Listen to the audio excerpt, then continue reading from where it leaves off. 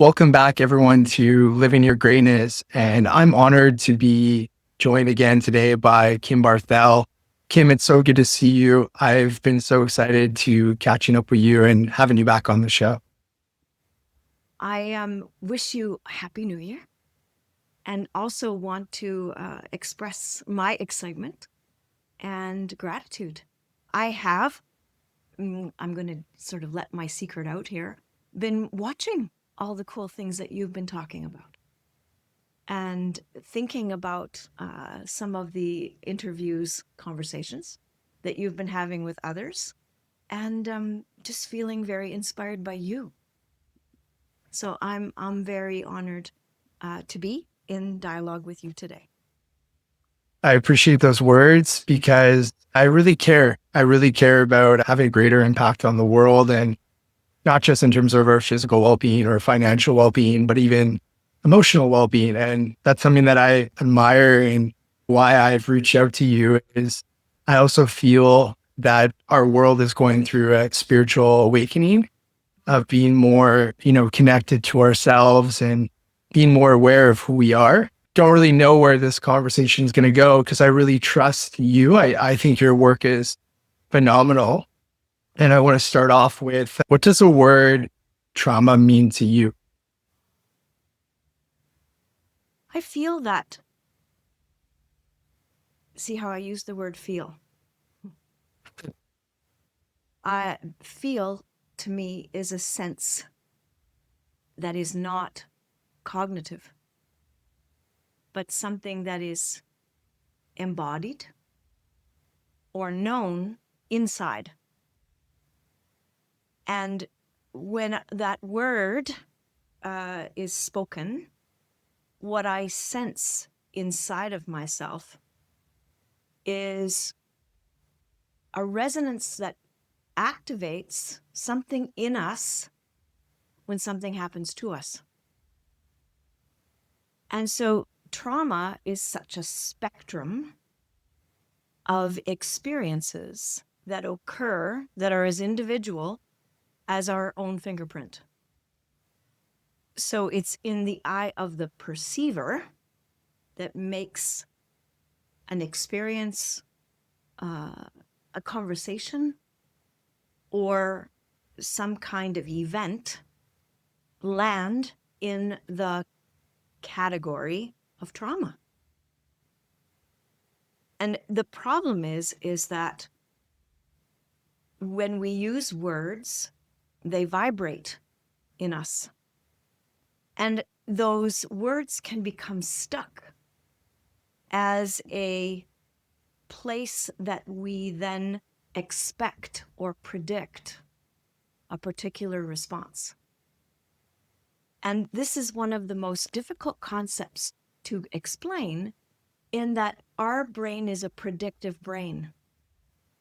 And so we are expecting outcomes or expecting ways of experiencing the world based on our history.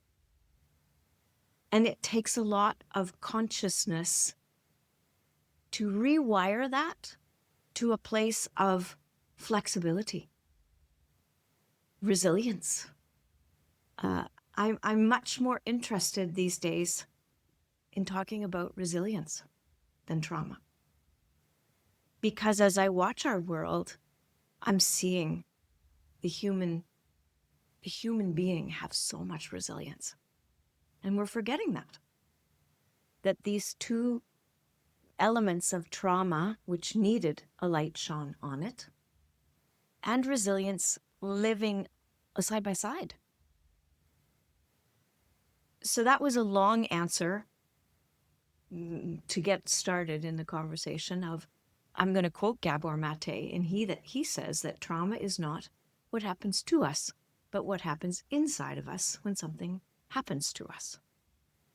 And I feel that it evokes a sense in each person that is unique to them. What do you think? I actually believe traumatic experiences are shape who we are. I actually see it as a gift of choosing the light of resilience and making that part of who we are becoming while still being present of who we are being.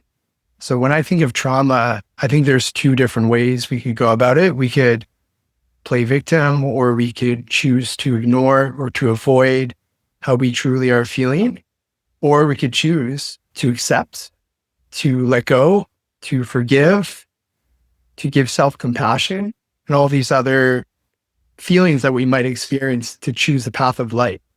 And that makes me curious to ask you, met a lot of people in the world, all different backgrounds, stories, and it's easy to get caught in the narrative of victimization.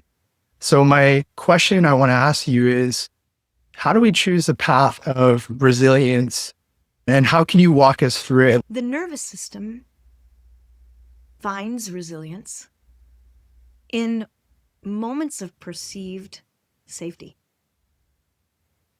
And it's kind of like this experience of being felt by another person who is tuned into you, who demonstrates empathy, who truly is present to you. It is like an ignition to an innate pathway in the nervous system, in our spirit, that brings online a sense of self, of self-worth, of capacity for regulation of emotion, for capacity to hold space for ourselves. We need relationship to do this. And so the 5-year-old Ben, the 5-year-old anyone, in moments, this can't happen all the time, because that also would be preventative of resilience. There has to be moments of connection and moments of disconnection in order for this flexibility to unfold. And it taps into the genetic gifts that we have of these pathways in our being to manage stress and trauma. And so this idea of how do we come into a place of healing is being in relationship. And relationship, I don't mean that in a trite way. I mean it in a state of truly being curious and interested and present and regulated in the willingness to share, like in a conversation right now, where the other feels themselves in your presence. What is the difference between being and becoming?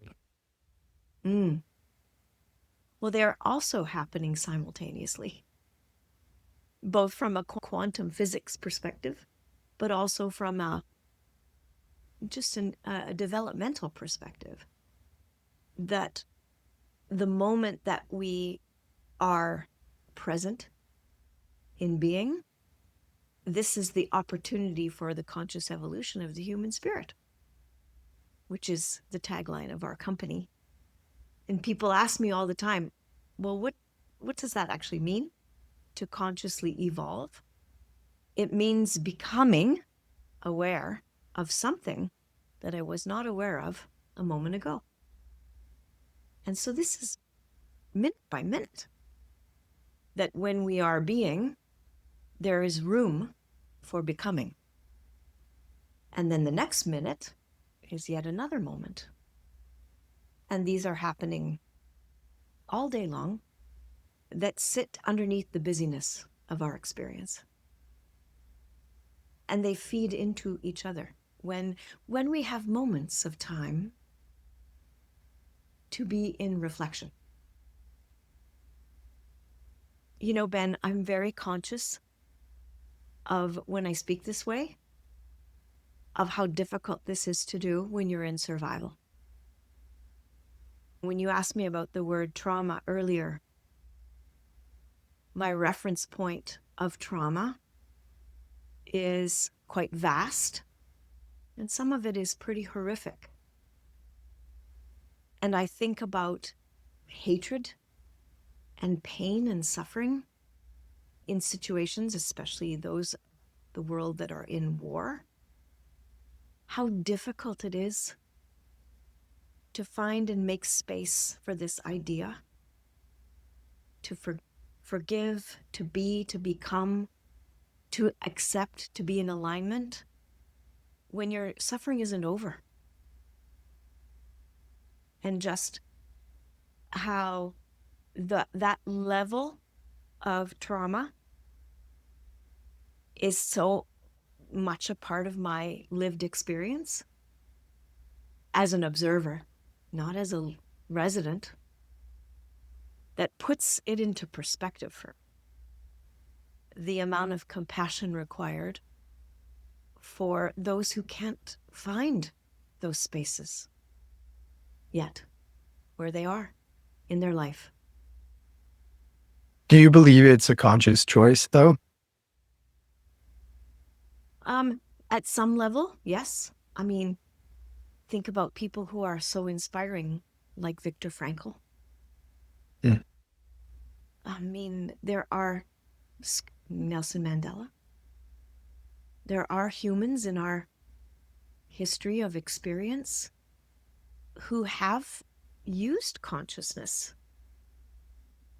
or found consciousness within them in the spectrum of their being to inspire the rest of humanity, but also to find their way to a sense of resilience in the suffering. So there is a level of consciousness in there, for sure. And the idea of sitting in victimization from the perspective of the nervous system, the only person you're hurting is yourself. You know, we generate more cortisol and negative impacts on our physiology from our thoughts than we do from the outside world, which is so frustrating to know that we are our own soup of stress, that this level of understanding is hard to plug into when you don't know where you're going to get your next meal, or is there enough water, or I'm watching my child starve, or I can't get medical help. Things that we take for granted in our often everyday Western life. Yeah, no, I'm also seeing too an addiction to healing.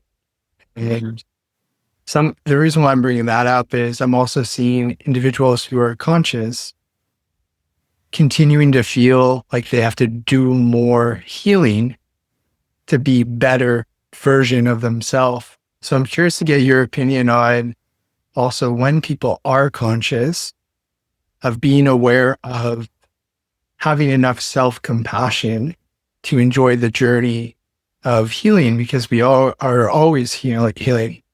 For sure. I think that this is where the definition of healing is important. That healing is being in alignment with what is. It's a tension of being in alignment with what is in front of me and holding the energy of hope at the same time. And this is really difficult when you think about people who are terminal in their lifespan from cancer or some disease process. This idea of holding that tension is lofty, and a deep sense of grace that comes into that state of bringing the tension from opposing forces to, if you this is a podcast so you can't see my hands, but coming closer together to hold us, that both are always happening. And so fixing is not healing. And the word self-compassion is critical in this equation because it requires that I acknowledge and connect to every little crack of emotion that I have. A resentment, irritation, anger. I can't bypass any of it in the human experience and just move into hopefulness. This is delusion. It requires an honoring of what healing is honoring my experience and giving myself as much grace as if I were a parent loving my child to myself. And so to me, healing is not a sense of doing. It's not, and it's also not for the faint of heart, because as we connect into all these emotions, we bang into shame, we bang into guilt, we bang into pain. And this is the healing. It's not an actionable thing that is going to have a predetermined outcome. Why do you feel that a lot of individuals are very hard on themselves or struggle to accept self-compassion? Does it start from an earlier age? Is there something that they're not getting? I'm just curious to know more of what you've learned and what you could share with me. There's a couple of things that happen that contribute to this predisposition. The first is the way we are designed. We are not wired for positivity because our genetics and our nervous system is designed to survive. So it has a threat detection system. We call it neuroception. Dr. Stephen Porges developed this term to help us understand that there's this innate radar that is way underneath the conscious mind that is scoping the environment and the people in the environment for the energy of danger, the cues of danger. So we are biased towards negativity. And so you could be bathed in positivity and your brain will still look for and tag the negative with priority over the positive. And this is where all of my experiences around the field of attachment have expanded to we can't just look at parenting and how we were parented as the underlying current for our sense of self. It is a contributing factor, but it's how that nervous system that I have, being human, is going to look for rejection cues, going to look for shaming cues, going to look for abandonment, going to look for criticism because my survival depends on it. And so as I age and have more reflection, skill set, which by the way doesn't really start to begin to work neurobiologically until I'm in my late 20s. So consciousness is a developmental skill in its capacity to actually have a regulatory function. And prior to that, there's too much instability within the human nervous system due to development and hormones and experience that make it unreliable as a form of care for myself. I'm going to need more relational co-regulation until I can start to begin to do that for myself, not as a skill, but as a brain pathway. And so I think that when you ask the question about do we learn it from our family We learn it from our family. We learn it from media. Yeah. I mean, one of the greatest forms of research for me over the past 2 years is the impact of technology on the nervous system, and also the impact of thought on our heart, on our capacity for relationship, and how the bombardment of negative information, which we are biased towards, and the speed with which it comes to us, and the lack of predictability, is it real or not, is very dangerous for the nervous system's sense of safety. So it's having an impact. It's one of the negative impacts. I mean, of course, there are many positives. There's always a duality to everything that shapes or contributes to this sense of who am I and how do I feel safe in the world? Can you talk a little bit more about how technology is maybe disconnecting our brain from our hearts or connection to ourselves?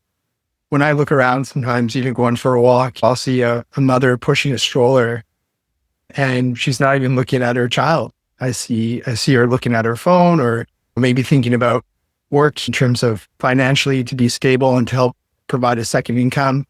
So I'm curious to hear more of if you could dive a little deeper into the impacts that are negative right now from technology.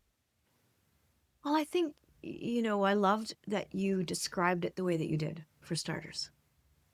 I want the listener to recognize how compassionately Ben described this scenario of mom as an example with her cell phone. And baby's challenge is it doesn't have the capacity to say, my mom is worried about how she's going to feed us today. Or my mom is having a bad day. Mm. Baby's brain only has an egocentric capacity developmentally to say, hey, this co-regulation that helps me feel safe is there's something not right here. And the problem with this dialogue around technology is that it does create shame. It creates a lot of shame in such, especially the generations of humans who are growing up in technology as the norm of their way of connecting. And so the challenge is that there can be a knowing that this isn't good for me, and a simultaneous then flip into this shame space that this is not good for me, that is actually more toxic. And the interrupter in that dialogue is compassion and curiosity. What can I do for myself in the use of my technology so that it has more accentuated benefit than disconnection? And so what I said in a fancy way is it's not the technology, it's how we use it that matters. So one example, I saw a baby and a mom in a park, baby in the stroller, mom with the cell phone, and mom is talking to the baby about what she's doing on the cell phone. And she has the cell phone and she's worried about what she's reading. And she says to the baby, I need you to know that I'm just on the phone here for a second because, and the baby doesn't have a clue what she's saying, but the connection in the voice, in the intermittent gaze between this device that she has in her hand and the baby in the carriage is the mediator of it's not an either or, it's an how do I find the and in this formula in order to keep, because we can go into this question of all the things that technology is doing to reshape our brain. It's done. It's happened. we have a very plastic changeable brain. We can rewire it at any time. And so we have the ability to do things mindfully, where we include people at the kitchen table, at dinner, where we all have our device on the table and something critical is going on. I can say to my family, I'm sorry this device is on the table right now. I don't want you to think you're not important. This is what's happening in my life right now that needs me to have this device here. This is inclusive, which is connection rather than disconnection. So we can find our way back, or by including the and in the relational piece of how we use technology. When we talk about social media, Instagram, TikTok, the problem is with the nervous system is the speed with which the nervous system has to process data and sensory information, and this is resulting in a stress response. But the difficulty here is it also gives us a dopamine hit. You mentioned the word addiction. Because of the novelty. There's so much novelty. And, my of course, there's, a capacity for your device to know what you're interested in. So it gives you more of what you're looking at. For me, it's like all the most beautiful beaches in the world.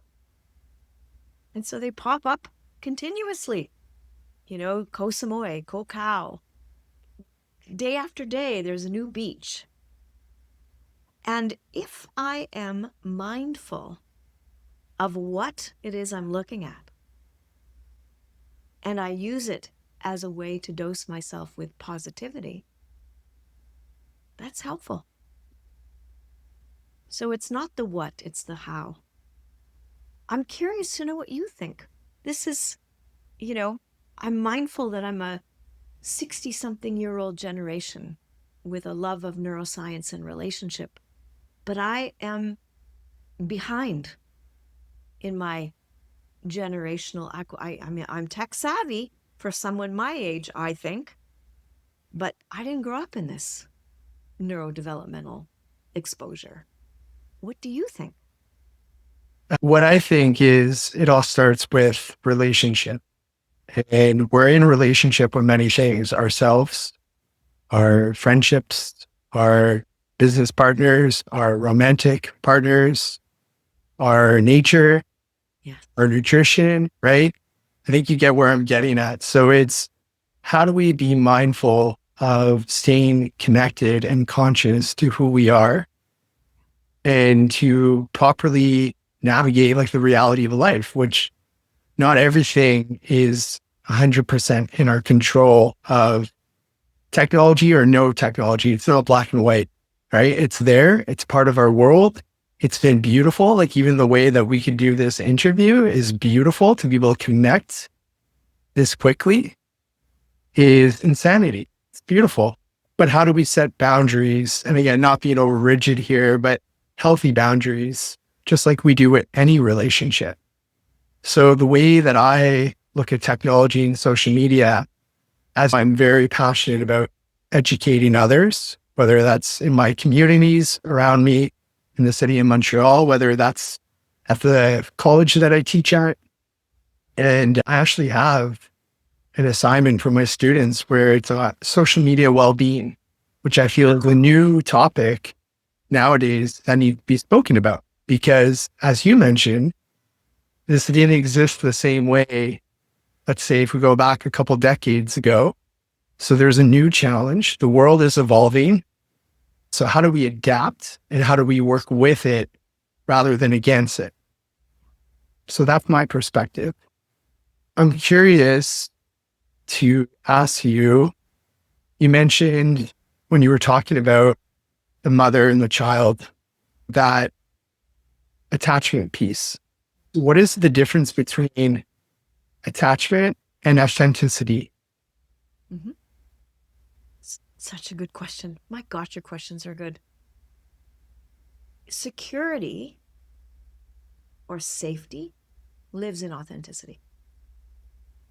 I feel that there is a misperception. Security is harmonious, which is impossible. In fact, I think that we often teach what we need to learn the most. And for the first, I've been studying attachment now for 30 years. Maybe for the first 20, my illusion of security was this elusive, harmonious, regulated, calm, safe place. Now I run around the planet saying calm is overrated because it's not authentic. And it's become another point of perfectionism that I need to be regulated or calm in order to be good enough. I was recently been speaking at the International Autism Conference in Denmark. And I had this beautiful mom in the audience stand up and say, if I hear one more person say, you cannot regulate another person unless you're regulated yourself, I'm going to scream, she said. How much pressure that is of a parent with neurodiversity, a kiddo with neurodiversity, who is neurodiverse herself, or that there's this idea that I have to be good enough in order to. This is not the alignment piece of authenticity. I can be angry and I can be regulated. I can be sad and I can be regulated. What often gets in the way is the suppression of these experiences or the pretending that they're not there, because then there's a dissonance, an energetic dissonance between what I am experiencing and what I'm trying to portray in my nonverbal communication behaviorally, that then confuses the nervous system of the other person, who is more tuned in to my inner neurobiology than I am. It's like tuning forks. And so if I am out of authenticity, the other person is going to feel unsafe. And this is accentuated in individuals who grow up in danger or in children who have neurodiversity, because their nervous systems are more vigilant to this kind of information. And so authentic ways of being doesn't mean I have the freedom to rage in a highly unproductive vomit on you way. It means that I authentically get to feel what I feel and pause in self-compassion for that. And then I have to choose how I'm going to respond, rather than just react or suppress. When it comes to now being authentic, why is it that so many people struggle sometimes to choose authenticity? I think we're terrified of abandonment and rejection Mm. and loss. I mean, belonging is the key ingredient of resilience. And that's such an important statement for so many things that are happening in the world, isn't it? That the sense of belonging, for better, for worse, is such a key ingredient for how am I going to be able to survive this life. And so we're so worried at a physiological level of not being received and understood by another person that we will do anything to avoid it. Sounds like what you're saying is the word fear is what you're describing. So I'm curious to ask, how do we choose in those moments love over fear? By acknowledging the fear. I think so much, again, emotions have a valence. And that word is a tricky one because what I'm trying to convey in that word is a different resonance of intensity. So there's this, like a piano scale. Yeah. There's a different frequency of the same emotion. The same raw emotion has different nuances to it. So irritation, for example, is a nuance of anger. But it's so sometimes subtle that we just skip over it. And we don't notice the emotional valence until it is in our face, huge. And then we've already stepped outside of our coffee cup of tolerance. All of the emotional frequencies have stacked up, and now we're at the edge. And it's a lot to ask of a nervous system to be able to come back into that thoughtful choice place when you're at the outside of your coffee cup of what you can handle. So it's this little bit of noticing along the way. I mean, even though I know all this stuff, do you think I can do it?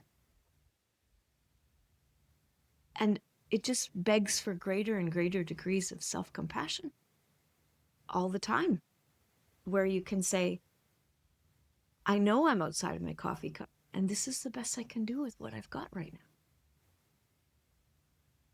I think that also goes with choosing the word discomfort. Mm.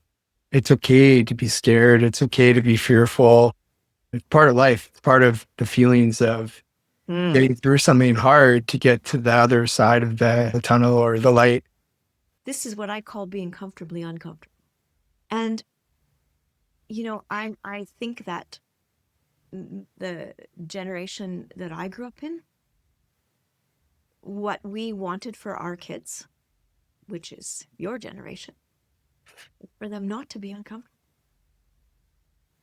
And so I feel that a lot of times what I'm seeing in individuals who are having these dialogues with me, who are younger and beginning this conversation, is that desire to not be uncomfortable has prevented them feeling uncomfortably comfortable or comfortably uncomfortable, knowing they're going to survive these uncomfortable emotions that I know that with my own daughter, I couldn't tolerate her discomfort.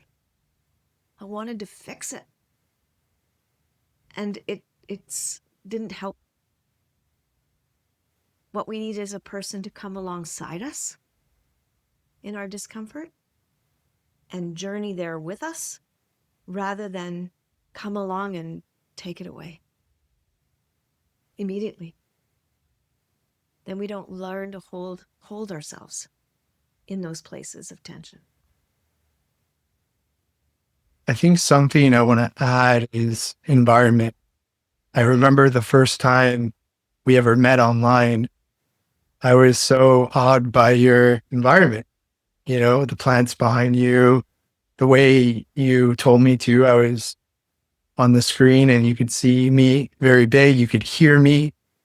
So I want to talk about environment and how you feel that helps shape people through who they are becoming, or even in the situation that we talked about where they are choosing discomfort to feel supported. Mm. Ben, I learned so much about this during COVID. Yeah. And what's fascinating about what I'm about to say is it's going to sound like I wish we were there again, because I don't. But the levels of self-compassion that many people were able to plug into in that era were unprecedented. People could do things like I'm going to speak about right now. Turn their eyes. When I turn my eyes and look out the window, which is like barely a turn of my head, it is magnificent.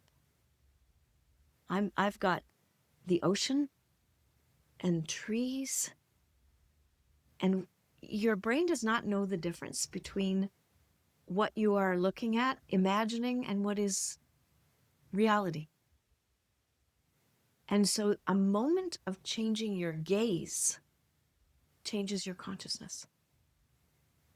And people were able to do this in times where we were collectively in something that was creating a struggle for all of us. Better than we are, I think, in this moment. I am having more difficulty of slowing down and remembering that the environment is also a choice. Even what I have on my screensaver is an environment. And where I put my eyes matters. The aesthetic in my environment feeds my nervous system with dopamine and oxytocin and chemistry of well-being. And it doesn't require economic wealth. It's all about what is it that gives me a sense of pleasure. And so the environment does matter, and it doesn't have to be another thing to do in your day. It can take only a second to shift the nervous system back into that coffee cup that I just talked about. And I think that environment, and you gave an example, even just you looking out the window or where you live, right? But our neighborhood, where we live, the relationships that we choose, right? They all shape our environment and have a meaningful impact on who we are and where we're spending our time and who we're growing to be. But to even choose our environment, I believe we have to have connection to know thyself. So I'm curious to transition to, what is your definition of the word spirituality? What does that word mean to you, and how would you like to define it? Whew. Well, I've always perceived spirituality as connection to something bigger than myself. Self meaning the definition of the boundary of my physical body. Yeah. That there is a vast interconnectedness between us and all things. That we are not separate from each other. We are not separate from the plants in my backyard. We are not separate. And in knowing, there is a comfort and a responsibility of what I do with me impacts what happens to other. And how, not even an action, not which is a bonus. If I bring that into action, that's great. But even if I recognize, and it makes me think about a beautiful movie that I watched about addiction, where the character said, I as long as I keep my own side of the street clean, then I am doing well for other. So spirituality to me is a sense of connection, conscious connection into that knowing that there is interconnectivity between me and all things, and that there is this expansive level of resource, of support, the mysteries of what happens when I plug into intentionality, when I plug into the concept of I'm supported. What a freeing idea and belief that I am not needing to be in control. Control and fear are so closely connected. And when I feel supported by something bigger than myself, it brings me back into safety, which is a lot of what this concept is about. A sense of safety through that connection. So spirituality is a relationship, as you talked about relationships earlier. I want to go a little bit deeper into relationships. I know when you hear that word, it lights you up. I see it in your eyes. And when it comes to relationships, how can we develop healthy relationships with ourselves? So to be spiritually connected, but also not just with ourselves, but others, whether that's, again, a romantic relationship, a business relationship, maybe relationship with nature. I'm curious to know your thoughts on this. Well, I think that relationship with self and relationship with other are interconnected.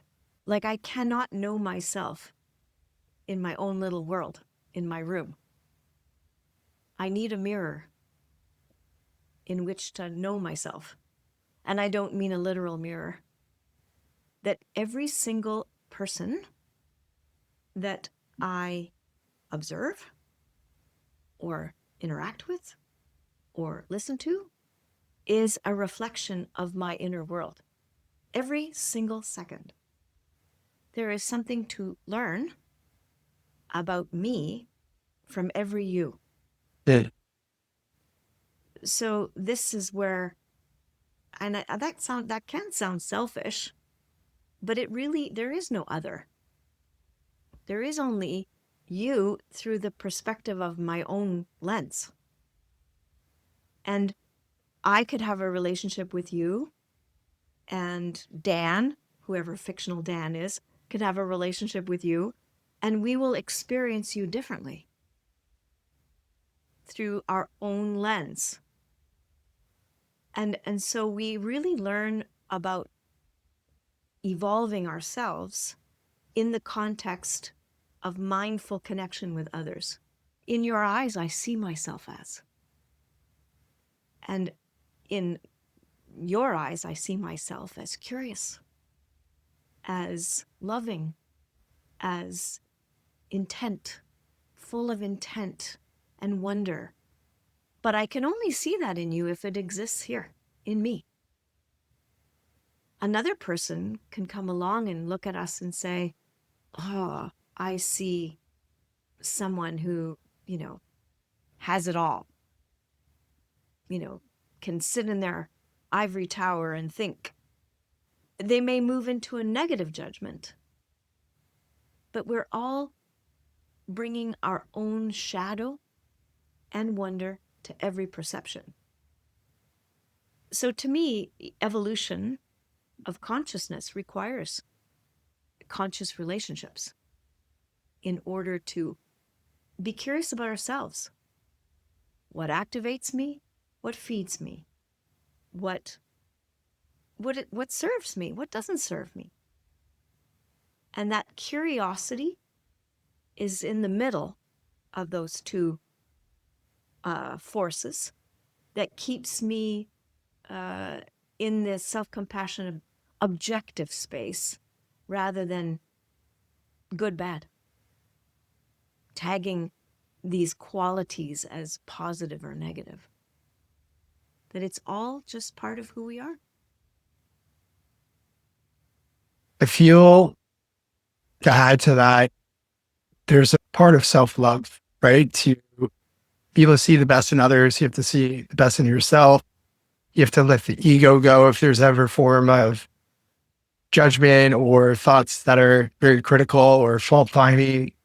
Just speaking in terms of now just all of our relationships when it comes to person or human to human, I really want to be part of helping more people just be human, and I actually believe it's simple of letting ego go, not judging others, understanding that we are not all the same in terms of how we decide to show up and to accept those differences. So I'm curious because I know you've worked with so many different humans who have all these amazing gifts in their own unique way.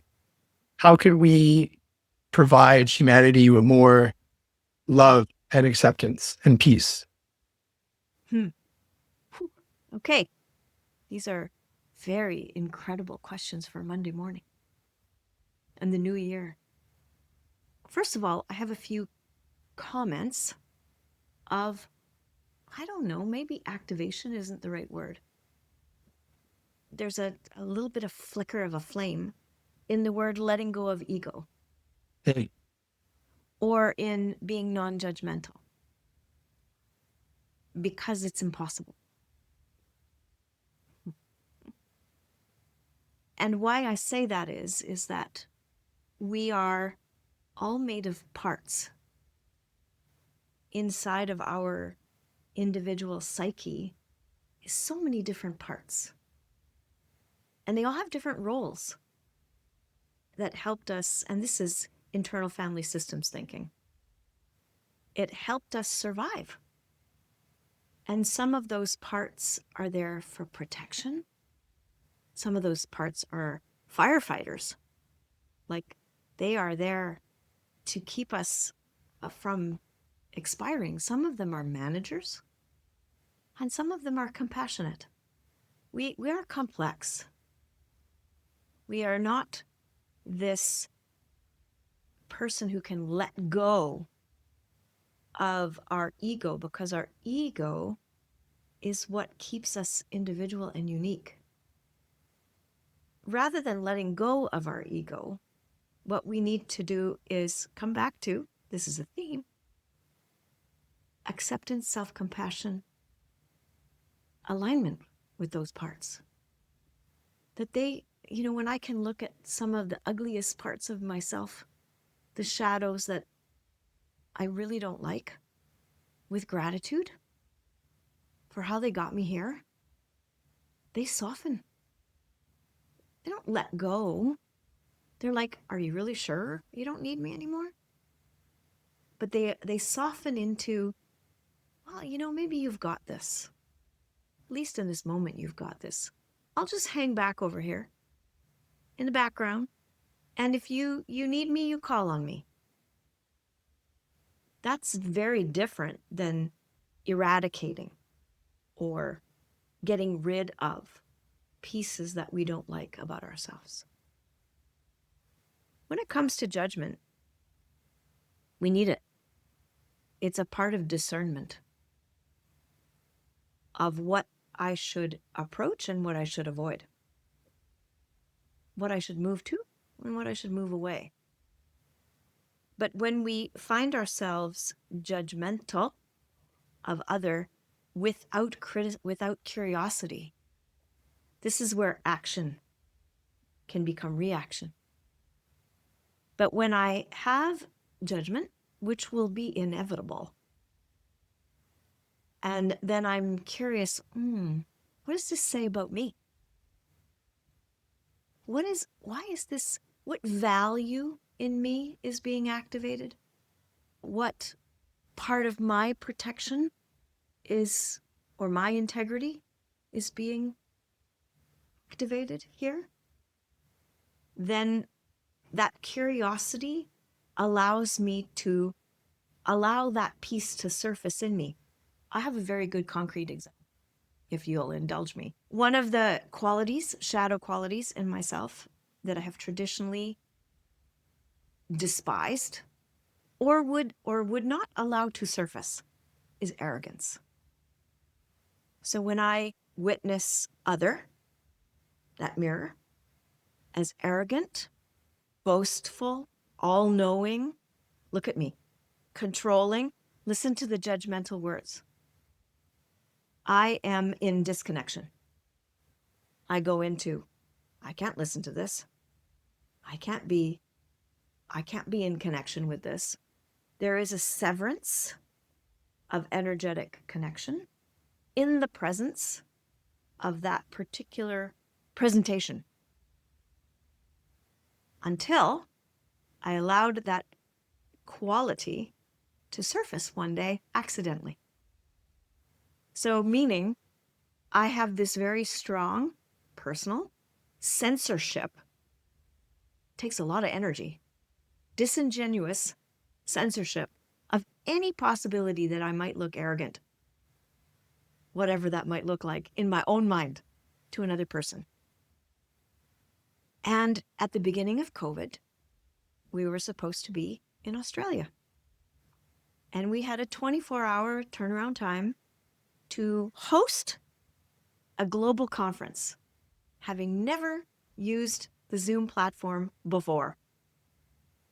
And we created this studio in 24 hours and hosted this conference all over the world. We talked the conference people into letting us do it so that the conference could continue. And I was terrified. I did not sleep the night before. I was nauseous.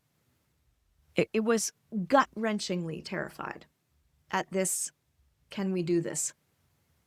And when the conference opened, Ben, I read my own bio out loud. Like, who does that? So I read my bio as if I were reading someone else's bio. I feel silly telling you this story. And at the end, when everybody was finished, Bob came downstairs to the computer and said to me, Kim, what happened to you? That was so out of character. He was very loving about this. But you sounded kind of arrogant. It was like somebody put a knife in my chest. And I was upset with myself, in judgment, for weeks. Until one day I was sitting at my desk, looking out the window for a minute, and I said to myself, I wonder why I did that. Why did I do that? And the answer came in a millisecond. You were terrified. And that millisecond completely transformed my relationship to arrogance. How I feel it, how I see it in other and in myself. So when I see it out here in the face of another, I can remember that feeling of fear, of insecurity, of not good enough, even if they're not aware of it. In other, there's a resonance. And so that's an example of transforming the shadow. You have to love it. But sometimes you have to let it in order to love it. That's not letting go. That's going through. Going through it's also allowing yourself to transform and allowing yourself to be. And most importantly, being proud of you, which is important to be able to do the way sometimes that we are proud of others, to give that self-love to ourselves as well. Totally.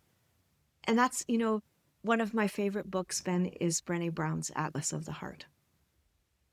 She so elegantly takes emotionality and in language and makes us feel the importance of all of it. So it's a great recommendation. I appreciate that recommendation. And how do we show up in the world with more heart? So being a heart-based leader rather than someone who shows up in the world for titles or things that are part of who you are as your identity, but really fully isn't everything of who you really are. It's remembering what heart-based looks like. That it's all not fluffy and nurturing.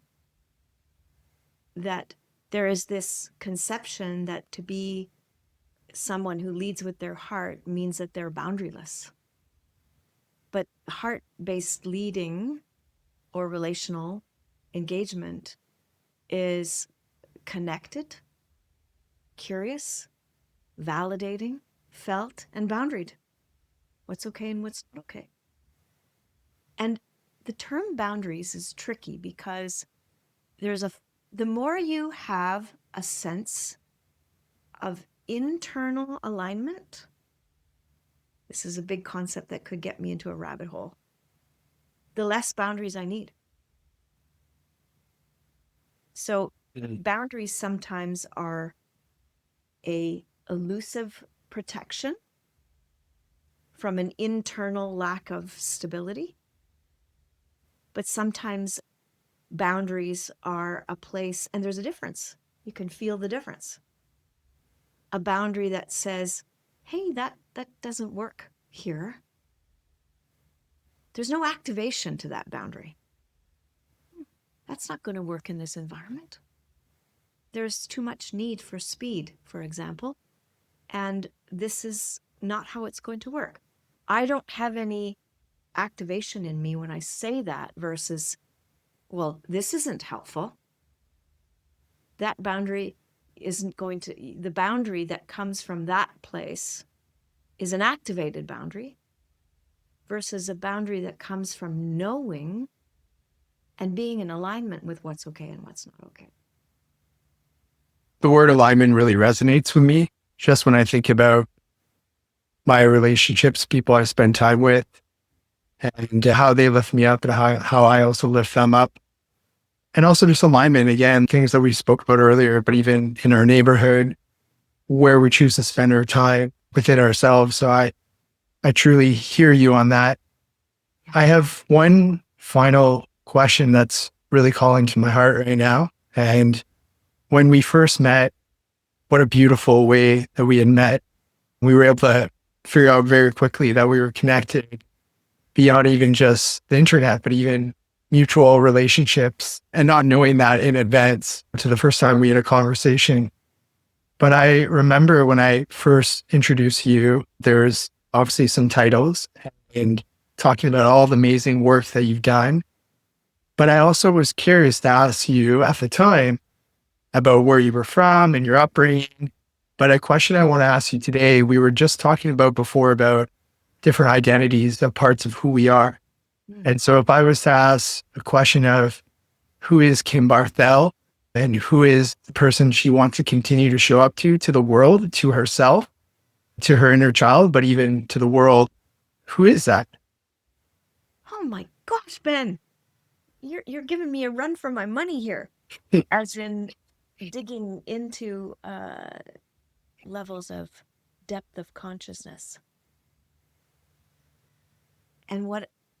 And just so the audience can know, that kind of question requires regulation first. So I had to slow down because the question created anxiety.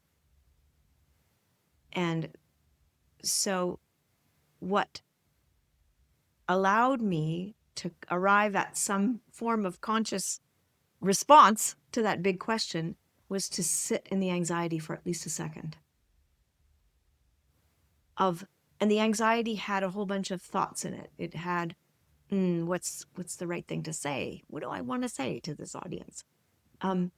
If you define this, is that going to be a stuck box of identity? Like there was a whole bunch of thoughts that came down the tube all at once that also landed me in a place of anxiousness. So I think underneath all of that, what I want to be is a self-compassionate, authentic human who, in this chapter of elderhood, finds a tremendous amount of grace in the cracks of my own experience, where there is less of a demand from myself to be something for the outside world and to attempt to live in the life that I have rather than move towards a particular end result. I appreciate you leaning into vulnerability there. Appreciate you speaking from your heart. I appreciate you. And just before we sign off today, are there any last words in terms of when it comes to, let's say, choosing being conscious and unlocking our potential? Is there any last words that you want to share in a sense of positive light? I think in keeping with the title of your mission, Living Your Greatness, it is this dance of leaning into life and recognizing the cracks of uncomfortable places and looking for ways to be in connection with the world around you. And so I think our dialogue is not only a reminder to myself of all the things that we spoke about, but also for others to hopefully feel inspired that this planet on which we live is beautiful and wonderful and full of possibility. And we have the capacity to create it. That's beautiful, Kim. Well, I really appreciate you making the time to share that message, making the time to be here today. I just deeply respect everything that you're doing.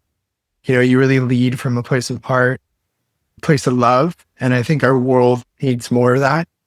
There's so much beauty in the world, as you just mentioned, but I also think there could be a lot of negativity or a lot of hard things going on in the world. I really believe in terms of humanity getting through the good, the bad, and the ugly moving forward. I really, I really appreciate you being here. And thank you for all of your hard work in the world. It is something that we need to do together.